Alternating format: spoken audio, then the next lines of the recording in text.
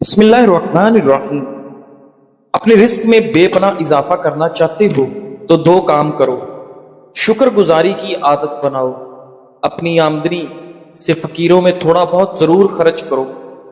کلونجی میں موت کے علاوہ ہر بیماری کی شفا ہے، اس کا استعمال زندگی میں ضرور کیا کرو۔ ناظرین گرامی، صبح کی سستی اور کاہلی سے بچنے کے لیے کچے لہسن کا استعمال کرو۔ ناظرین، کیا آپ جانتے ہیں کہ روزانہ مسکراتے رہنے سے ہارٹ اٹیک کے چانسز کم ہونے میں مدد ملتی ہے؟ عقل میں اضافے کا نسخہ۔ امام غزالی رحمۃ اللہ علیہ فرماتے ہیں، چار چیزیں عقل میں اضافہ اور تازگی پیدا کرتی ہیں: فضول گوئی سے اجتناب، مسواک کا استعمال، نیکوں کی صحبت، علماء کی ہم نشینی۔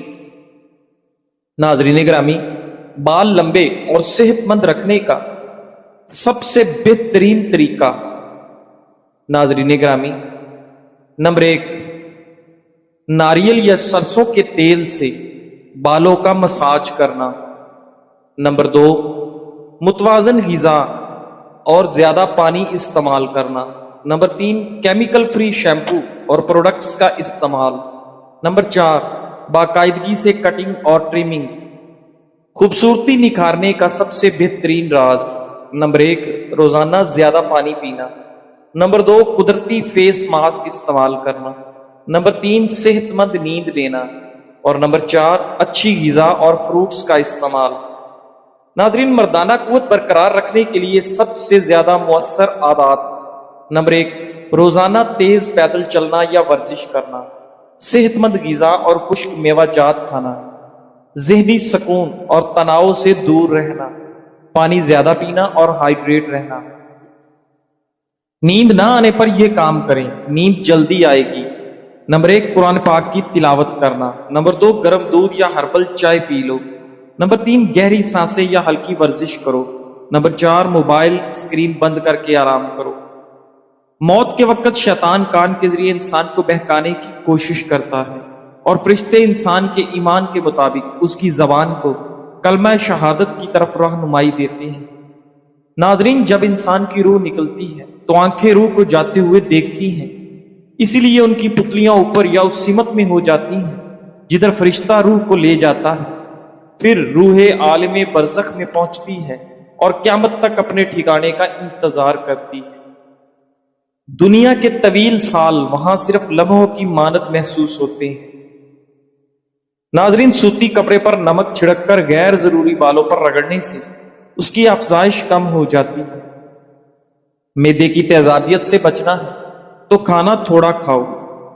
ناظرین گرامی، جسمانی کمزوری بڑھ جائے تو کھجور دودھ میں ڈال کر رات بھر بھگو کر رکھیں، صبح کھجور کھا کر دودھ پی لیں۔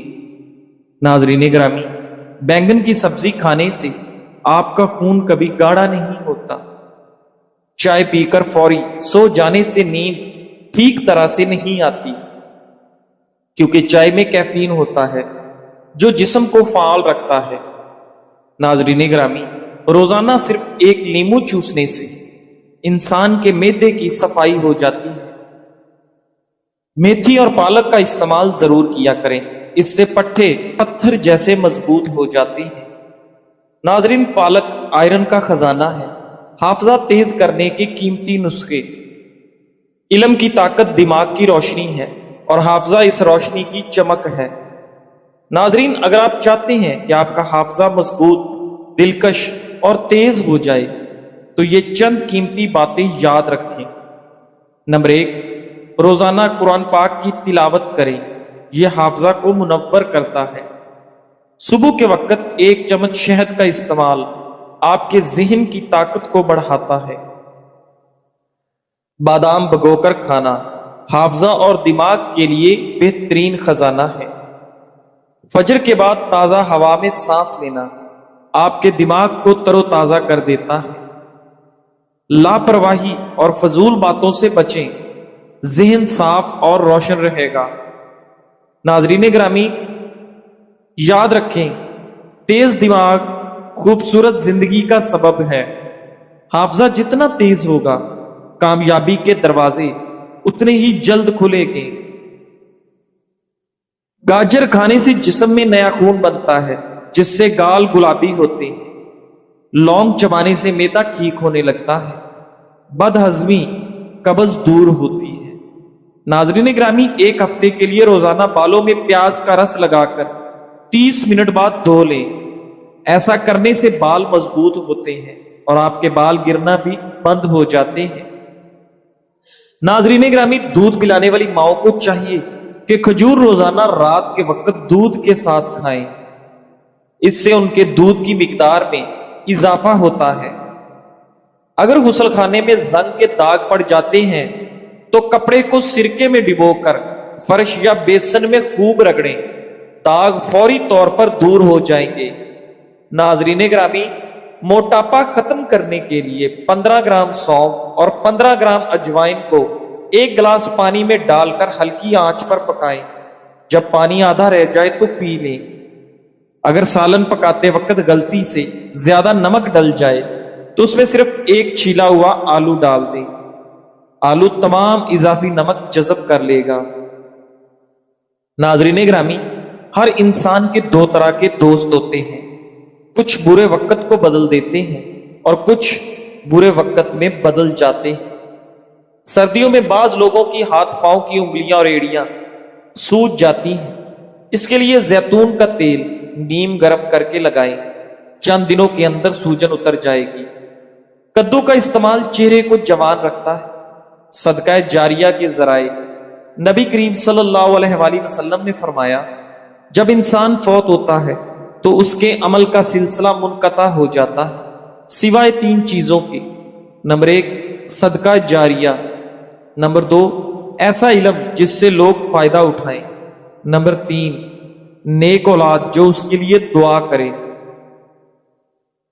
صدقہ جاریہ، کسی بھی ایسی جگہ سرمایہ لگانا جس جگہ سے لوگوں کو مسلسل فائدہ پہنچے، جیسے واٹر پمپ لگوانا یا پانی پینے کا انتظام کرنا، مسجد کی تعمیر یا اس میں حصہ ڈالنا، قرآن پاک یا دینی کتابیں دینا جن کو لوگ پڑھیں، یتیموں یا غریب بچوں کی کفالت کرنا، ہسپتال، مدرسہ یا لائبریری میں تعاون کرنا، علم چھوڑ جانا۔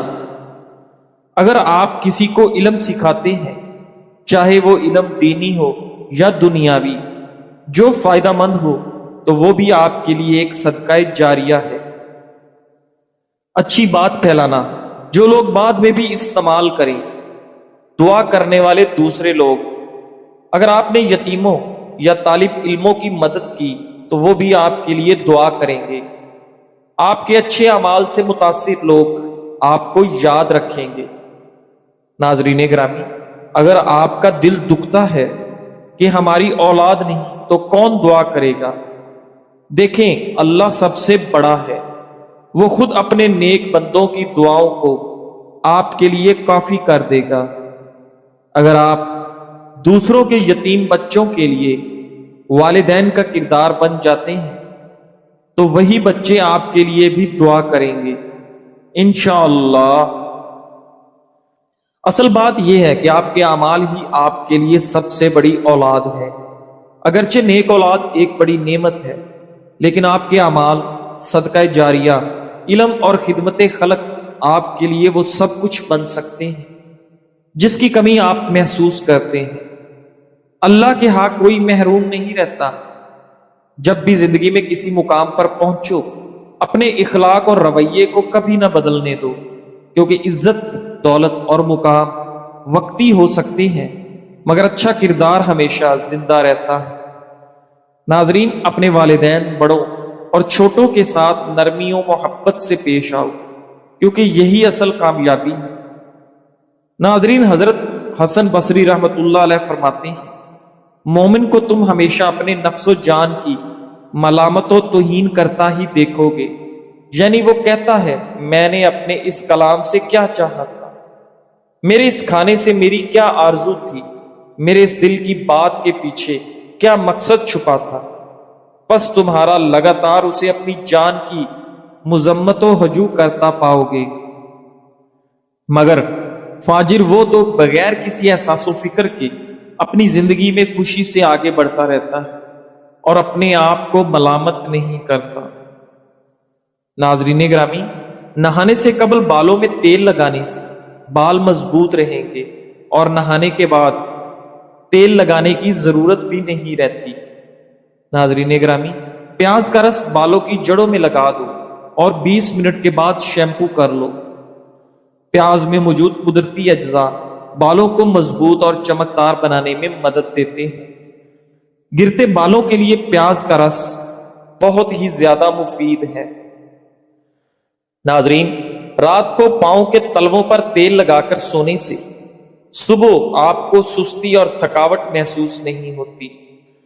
ناظرین، اگر نظر کمزور ہو تو بادام کے تیل سے آنکھوں پر مالش کرنے سے کمزور نظر تیز ہو جائے گی اور آنکھوں کی کوئی بیماری لاحق نہیں ہوگی۔ زندگی ایک ایسی کتاب ہے جس کا اگلا ورق ہمارے اختیار میں نہیں۔ ہمیں نہیں معلوم کہ کون سا لمحہ ہمارا آخری ہو سکتا ہے، اس لیے ہر دن کو آخری دن سمجھ کر جیو۔ نیک اعمال کو اپنی عادت بناؤ، دلوں سے کینہ اور نفرت نکال دو، معاف کرنا سیکھو اور دوسروں کے لیے آسانیاں پیدا کرو۔ یاد رکھو، دولت، شہرت اور مقام سب یہی رہ جانا ہے، صرف نیک عمل اور پاک دل ہی کل ہمارے ساتھ قبر تک جائے گا۔ ناظرین گرامی، اگر کیلولہ 20 منٹ سے زیادہ ہو تو یہ گہری نیند میں داخل ہو سکتا ہے، اور اگر کوئی گہری نیند کے دوران جاگ جائے تو ناخوشگوار علامات کا امکان زیادہ ہوتا ہے۔ ناظرین، اگر مختصر آرام کافی نہ لگے تو 90 منٹ کا پورا نیند کا ایک چکر مکمل کرنے کے لیے وقت دیں۔ رات کو لوگ عموماً نیند کے 3 سے 4 چکر مکمل کرتے ہیں، لیکن اگر کوئی کیلولہ کرنے والا پورا چکر مکمل کیے بغیر جاگ جائے تو وہ ناخوشگوار اور الجھا دینے والی علامات کا شکار ہو سکتا ہے۔ ناظرین، پانی کی کمی، ڈی ہائیڈریشن اور کم بلڈ شوگر بھی جاگنے پر انسان کو بیمار محسوس کرا سکتے ہیں۔ کیلولہ مختصر رکھیں یا بالکل نہ لیں، بہتر یہ ہے کہ رات کو اچھی نیند لی جائے۔ سونے کا معمول بنائیں، جیسے آرام کرنا، کتاب پڑھنا یا مراقبہ کرنا، اور سونے سے 1 سے 2 گھنٹے پہلے نیلی روشنی، اسکرین لائٹس محدود کر دیں۔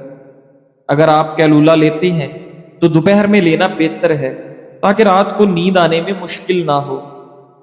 معدے کے مسائل کا شبہ ہو تو ڈاکٹر مشورہ دیتے ہیں کہ کھانے کے ہضم ہونے تک لپٹنے سے پرہیز کریں۔ بہتر ہے کہ 3 سے 4 گھنٹے انتظار کریں۔ اگر یہ ممکن نہ ہو تو کیلولے سے پہلے مسالے دار، تیزابی اور چکنائی غذاؤں سے پرہیز کریں۔ ناظرین، زندگی میں اکثر ایسا ہوتا ہے کہ لوگ ہمیں اپنی مرضی کے مطابق چلانے کی کوشش کرتے ہیں، کبھی تعریف کے ذریعے، کبھی دباؤ ڈال کر اور کبھی تعلقات کا سہارا لے کر۔ وہ چاہتے ہیں کہ ہم ان کے اشاروں پر چلیں اور ان کی مرضی کے مطابق فیصلے کریں،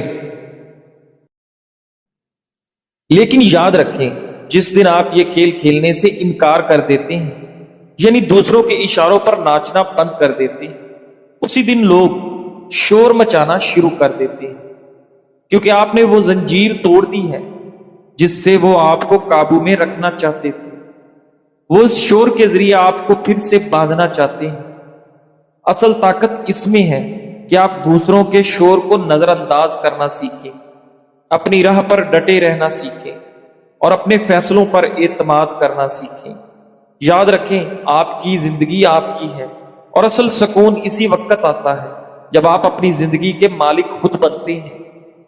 آج سے دوسروں کے اشاروں پر چلنا بند کریں اور اپنی منزل کے راستے پر ڈٹے رہیں۔ لوگ چاہے جتنا شور مچائیں، کامیابی آپ کے قدم ضرور چومے گی۔ ناظرین گرامی، دیسی گھی کے حیرت انگیز فوائد۔ خالص، قدرتی اور روایتی طریقے سے تیار کردہ دیسی گھی صدیوں سے ہماری روایات کا حصہ رہا ہے۔ یہ نہ صرف ذائقے میں لذیذ ہوتا ہے بلکہ صحت کے بے شمار فوائد کا خزانہ بھی ہے۔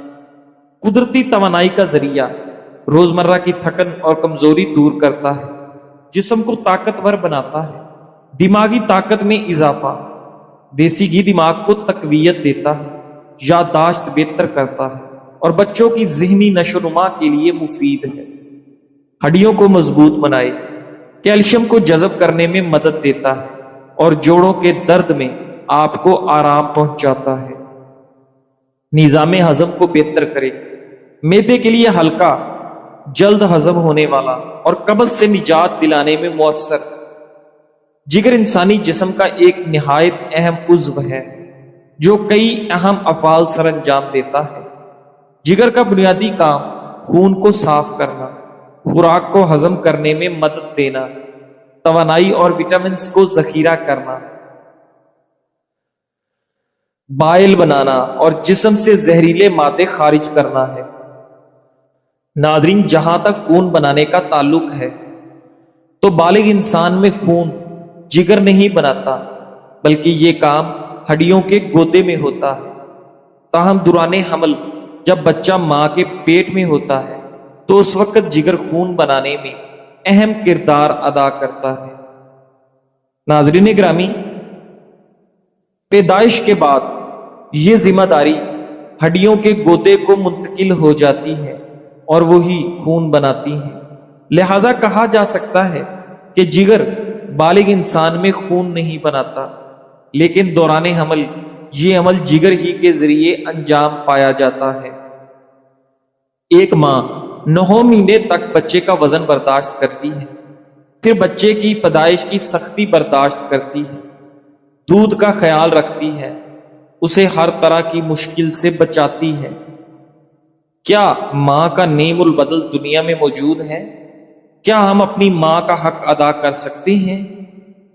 جس کے لیے ماں باپ سے بغاوت کرتے ہو، اس محبوب کی محبت کا اس وقت پتہ چلتا ہے، خدا نہ خواستہ جب آپ لنگڑے یا اپاہج ہو جاؤ اور وہ آپ سے شادی پر راضی ہو۔ میرے خیال سے اس وقت آپ کو ماں باپ ہی اپنا سکتے ہیں، محبوب نہیں۔ رشتے ترازو میں نہیں تولے جاتے، تولنے بیٹھو گے تو تمہارا ترازو ہمیشہ